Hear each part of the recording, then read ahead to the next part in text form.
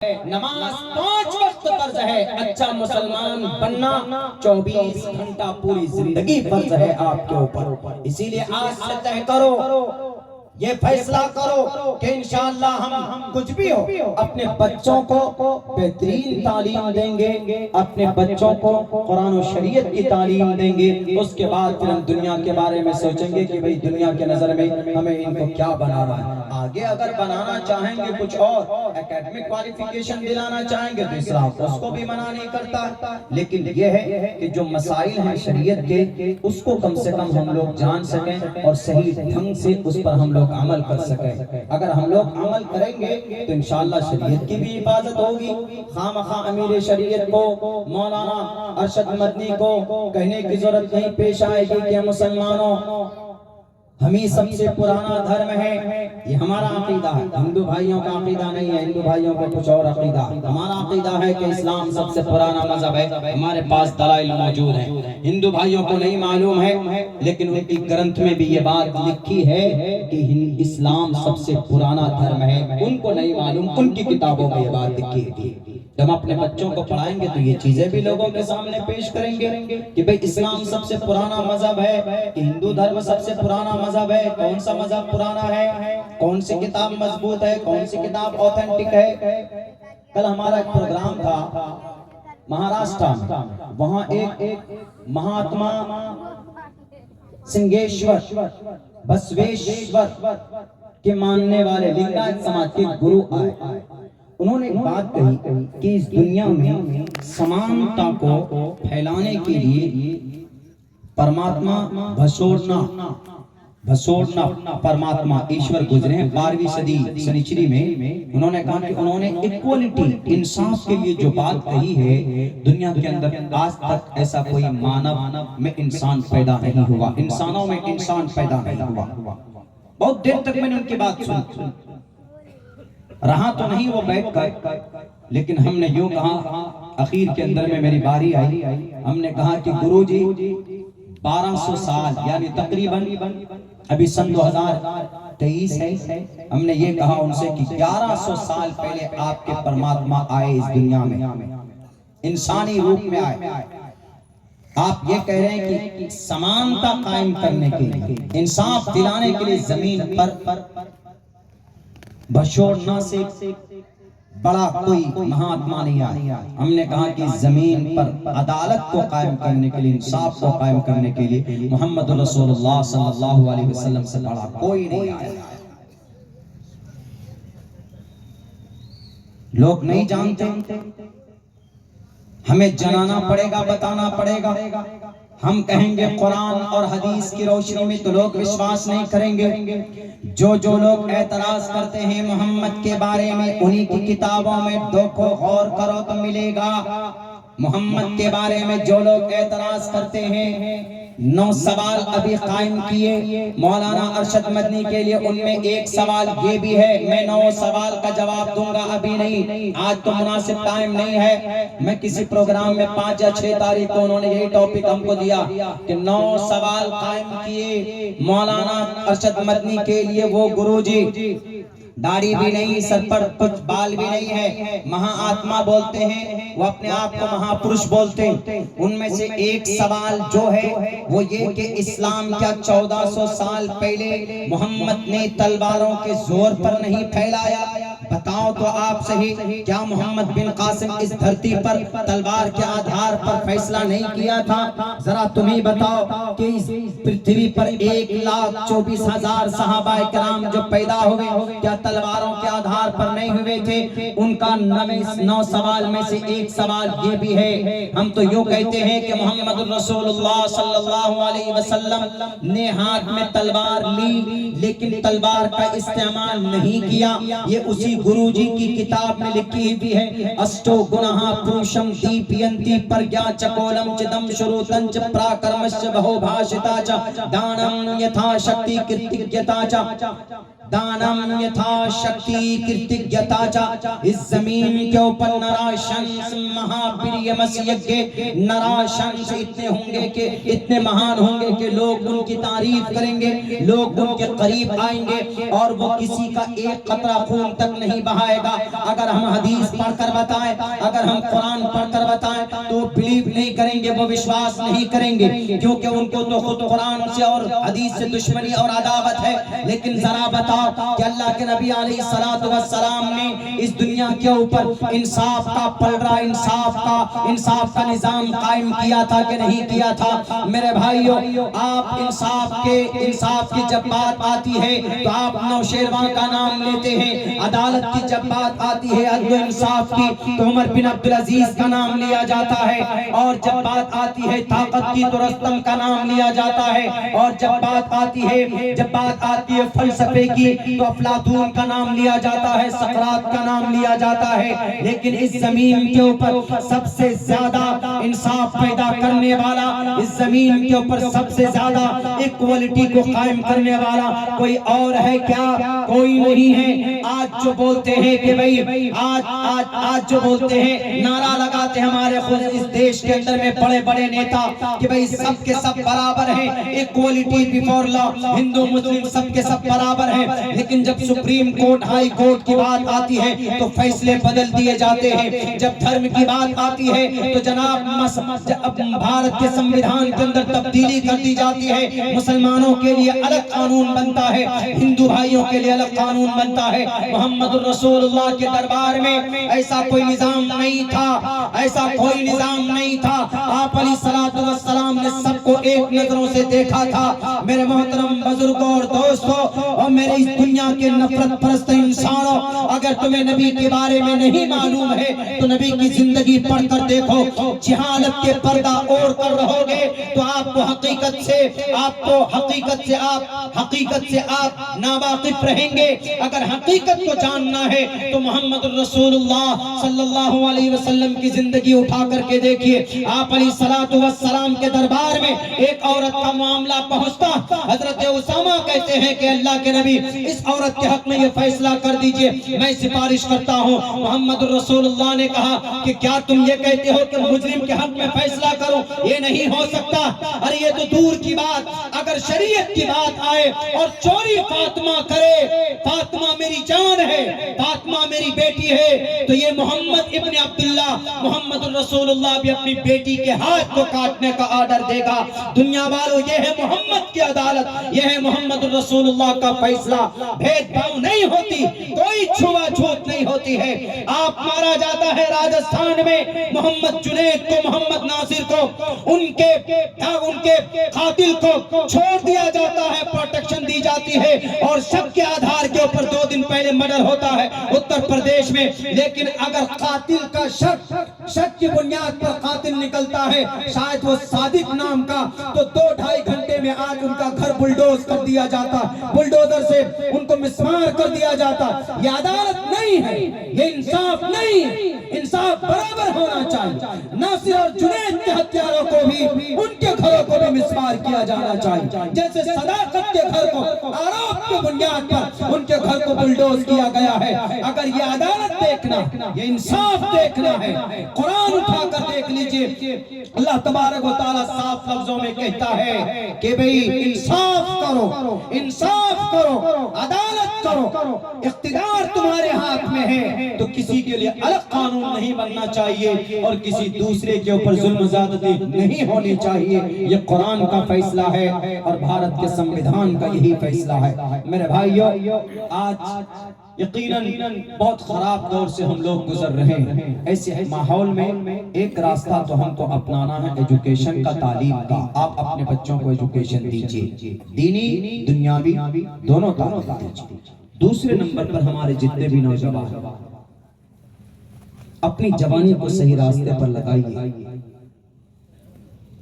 यकीनन बड़ी कीमती वक्त है ये जवानी।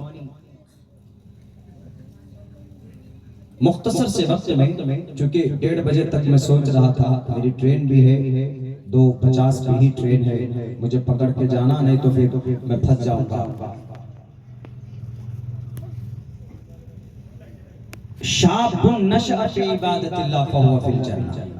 اللہ کے نبی کیا فرماتے ہیں؟ جو جوان اپنی جوانی اللہ کی عبادت میں گزارتا ہے فہو فی الجنہ، وہ جنت میں ہے. چیٹنگ ڈیٹنگ میں مت جاؤ. آج کل یہ چیٹنگ ڈیٹنگ ہمارے نوجوان کی وجہ سے بھی اسلام بدنام ہو رہا ہے. پہلے چیٹنگ، پھر ڈیٹنگ، پھر کٹنگ. پہلے چیٹنگ کرتا، پھر ڈیٹنگ کرتا، اس کے بعد پھر من بھر جائے تو کٹنگ کر دیتا. یہ سسٹم اسلام میں ناجائز اور حرام. ڈیڑھ آنکھ والے بابا یہی تو الزام لگا کہ مسلمان بچے ان کو مدرسوں میں پڑھایا جاتا ہے کہ لفظ جہاد کرو. اسلام میں شریعت میں لفظ جہاد کوئی چیز ہے ہی نہیں. کیوں؟ اسلام کا ایک ہی نظام، اگر کوئی جوان لڑکا، بالغ لڑکا کسی غیر مومن سے نکاح کرتا ہے تو وہ نکاح جائز نہیں ہے. بھلے ہی وہ سیف علی خان کیوں نہ کر رہا ہو، بھلے ہی وہ سلمان خان تو برہمچاری ہے، بھلے ہی وہ کوئی اور خان کیوں نہ کر رہا ہو.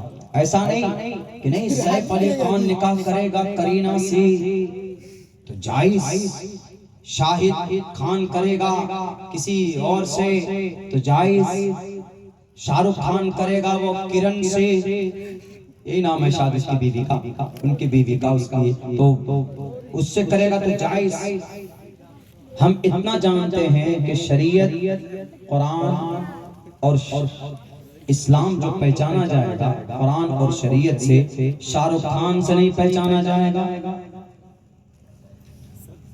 سورا بھاسکر کوئی ہیروین تھی، جوان لوگ زیادہ جانتے ہوں گے، ان کو زیادہ اپڈیٹ معلوم ہوتا ہے، اپڈیٹ زیادہ رہتا ہے.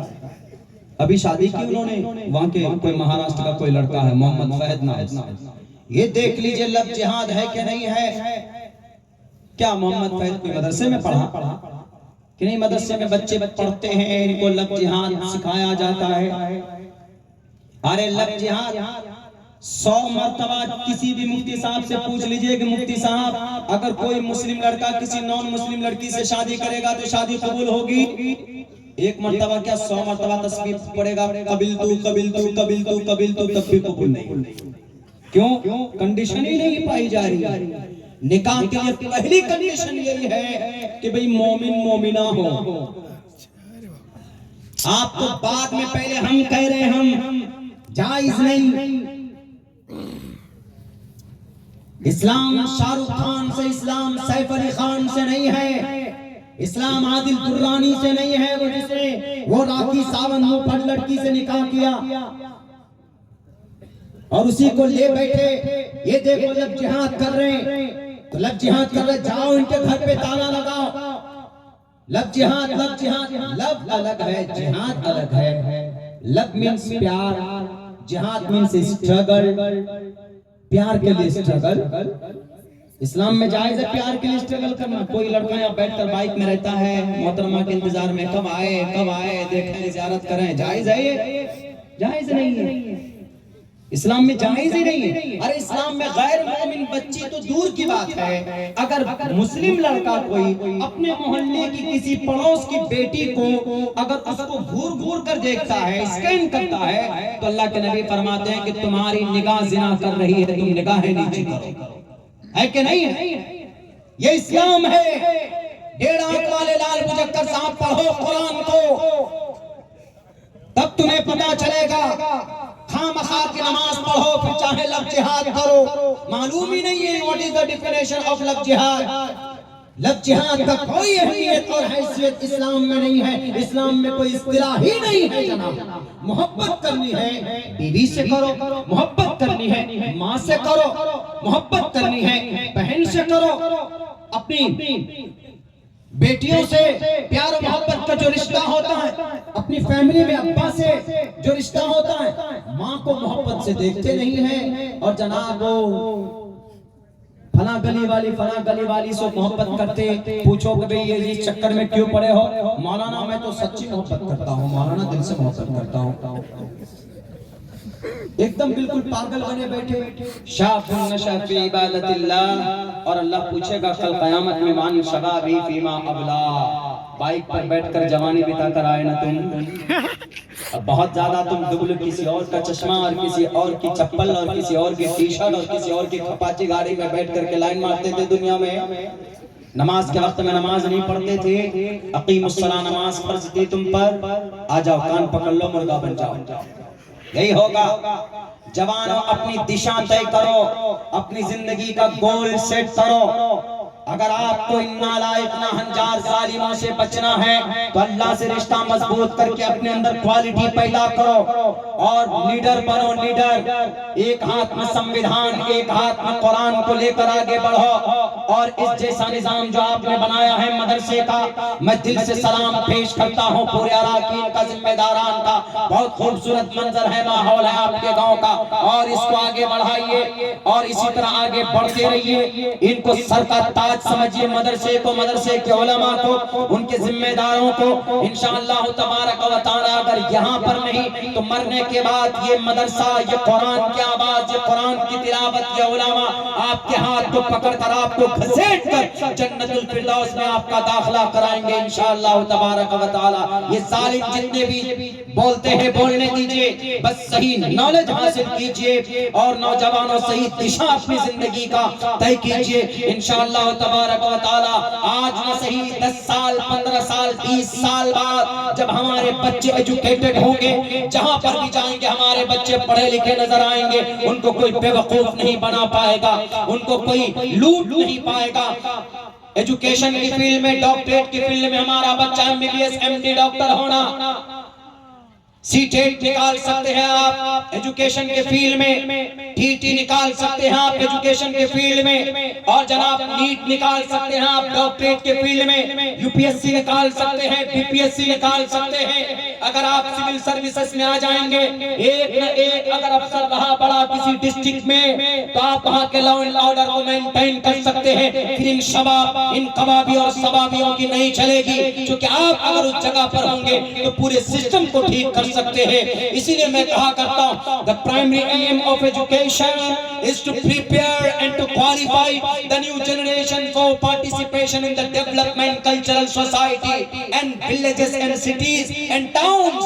آپ ایجوکیشن کے ذریعے سے, تعلیم کے ذریعے سے, اللہ کے نبی نے جو اللہ کے کلمے کا جھنڈا گاڑ دیا تھا, آج کی تاریخ میں اس ظلم کے دلدل میں اگر آپ امن کا, شانتی کا پرچار اور ڈنڈا گاڑنا چاہتے ہو تو آپ کے لیے مست ہے, ضروری ہے کہ آپ تعلیم حاصل کیجئے انشاءاللہ تبارک و تعالی. تعلیم کے ذریعے سے آپ بہت کچھ حاصل کر سکتے ہیں, ہماری کوئی بھی عزت واپس آ سکتی ہے, ہم اللہ تبارک و تعالی کے نظر میں مقرب بھی بن سکتے ہیں, اللہ کو پہچان بھی پائیں گے. جب ہمیں نالج اور جب ہمیں تعلیم ہوگی تبھی ایسا ہو سکتا ہے, ورنہ جہالت والی زندگی گزاریں گے تو پھر آپ کا حق بھی نہیں ملے گا, اللہ کو پہچان بھی نہیں پائیں گے. پھر اسی طریقے سے جانوروں کی طرح زندگی ہماری گزرتی چلی جائے گی. اللہ سے دعا کرتا ہوں میرے بھائیو, لمبا سفر شروع کرنا ہے.